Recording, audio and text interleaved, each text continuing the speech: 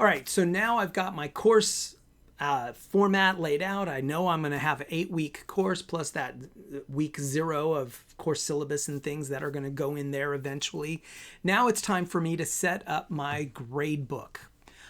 So as I create these activities and resources, those points will immediately start filling into the gradebook. So let's get that gradebook started.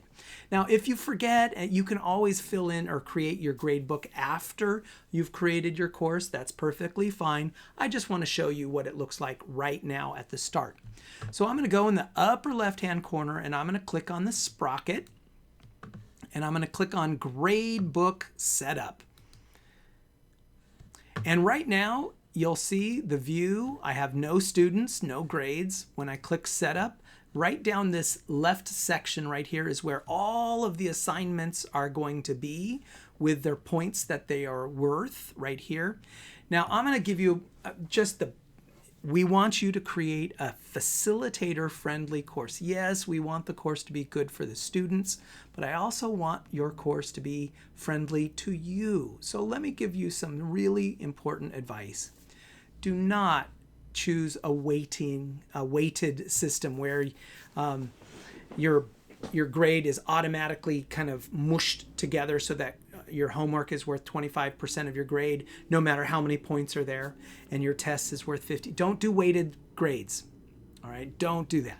Just use a straight point system. And if you do that, your life is going to be easy, which means you are not going to add a category. And at this point, you're not going to add a grade item because those are going to automatically appear as you create your assignments and your resources and your tests and quizzes.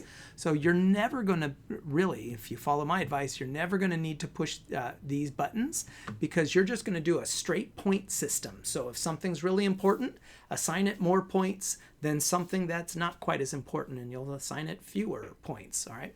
If you do want to change your letters, your letters right here. You'll never use scales on eLearn.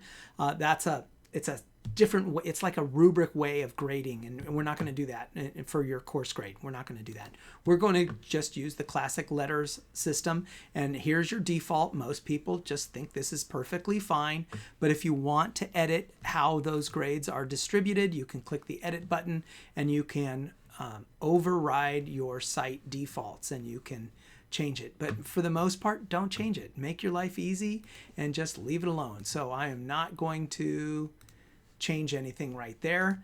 And that's it. So there is virtually, well, no, there's no setup for you to do.